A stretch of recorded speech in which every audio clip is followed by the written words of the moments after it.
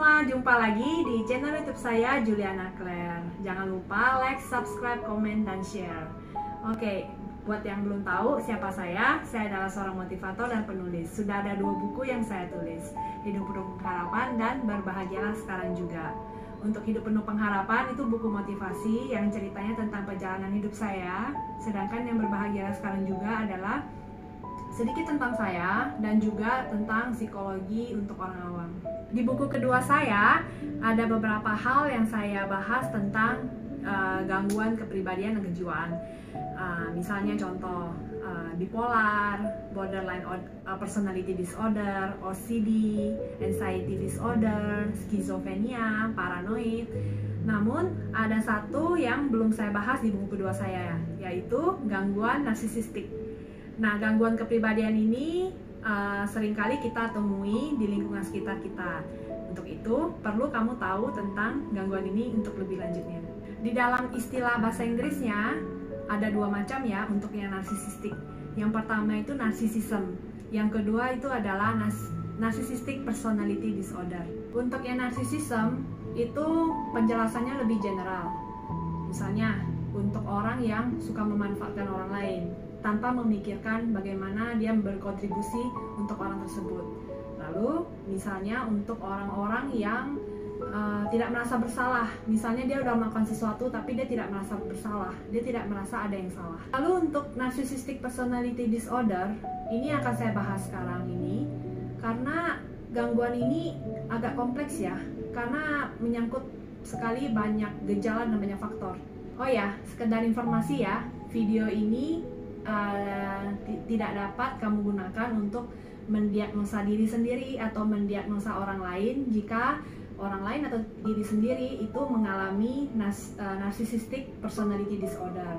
Oke, seperti yang sudah saya bahas di video sebelumnya tentang bipolar disorder dan bedanya dengan mood swings, itu kalian udah tahu ya.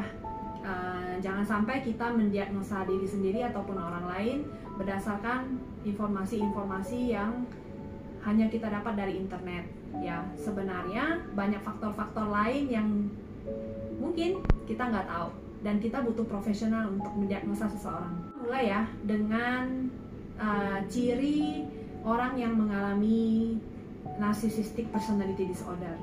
Yang pertama, seperti yang kita tahu, banyak cara untuk menyelesaikan suatu masalah, banyak cara untuk melakukan sesuatu. Tapi orang narsisistik yang memiliki narcissistic personality disorder itu orang-orang yang hanya terpaut dengan pemikirannya.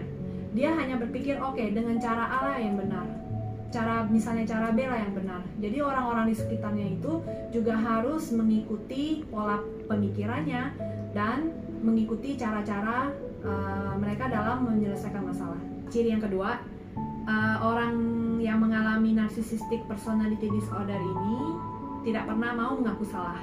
Jadi kalau ada sesuatu, ada masalah, dia selalu menyalahkan orang lain. Lalu ciri yang ketiga, seorang psikolog bahkan itu sulit sekali untuk berbicara ataupun memberikan solusi kepada orang-orang yang yang punya narcissistic personality disorder. Kenapa? Karena sewaktu dia bercerita kepada psikolog, dia itu selalu cenderung menyalahkan orang lain, menyalahkan lingkungan sekitarnya. Padahal sebenarnya dia sendiri juga berkontribusi dalam masalah-masalah yang timbul. Nah, tiap kali dia bercerita, dia akan menyalahkan orang lain, si A, si B, si C, dan juga dia nggak mau terima saran yang diberikan oleh psikolog. Ciri yang keempat, karena dia selalu menyalahkan orang lain, misalnya kalau ada masalah keluarga, dia selalu menyalahkan orang tuanya, menyalahkan pasangannya, maka terkadang sulit sekali untuk membawa orang yang punya narcissistic personality disorder ini untuk ke psikolog. Kenapa? Misalnya contohnya orang tuanya udah bilang, sepertinya kamu butuh konsultasi psikolog, atau pasangannya, suaminya atau istrinya bilang, oh ya sepertinya kamu butuh konsultasi ke psikolog. Tapi orang ini selalu menolak ya. Orang ini selalu menolak. Kenapa? Karena dia berpikir, oh saya tidak ada masalah, yang bermasalah itu adalah orang-orang lain di sekitar saya. Jika kamu mempelajari lebih lanjut tentang gangguan narsisistik ini, narsisistik itu banyak macamnya loh, sampai ada 7 macam. Ada malignan, ada benign, ada communal, ada covert, ada pun yang mixing antara semuanya yang saya sebutkan. Nah, jadi penting ya untuk kita untuk mengerti orang-orang yang di sekitar kita, bahkan mungkin anggota keluarga atau pasangan kita yang punya gangguan narcissistic personality disorder ini. Orang yang narsisistik itu sering ya tampil dengan sangat percaya diri, berbicara dengan sangat percaya diri dan kesannya wah hebat banget gitu ya. Padahal sebenarnya kalau kita tahu orang itu punya gangguan narsisistik, kita akan tahu bahwa sebenarnya dia adalah seorang yang insecure, orang yang bahkan mungkin tidak percaya dengan dirinya sendiri. Hanya saja di permukaan yang dia tampilkan dia adalah seorang yang percaya diri. Lalu bagaimana sih jika seorang narsisistik itu tahu kalau kamu itu tahu kalau dia itu memiliki gangguan narsisistik? Maka yang jelas dia akan tahu bahwa kamu tahu kalau dia itu adalah orang yang insecure, orang yang nggak percaya dengan dirinya sendiri. Lalu dia tetap akan menyalahkan kamu dengan masalah-masalah yang terjadi di antara kalian. Nah, orang narsisistik itu biasanya suka memanfaatkan orang lain ya. Jadi dia itu suka misalnya ada supply dari orang lain. Ini supply-nya bukan cuma uang ya, misalnya uang, perhatian, tenaga, pikiran, dan lain-lainnya.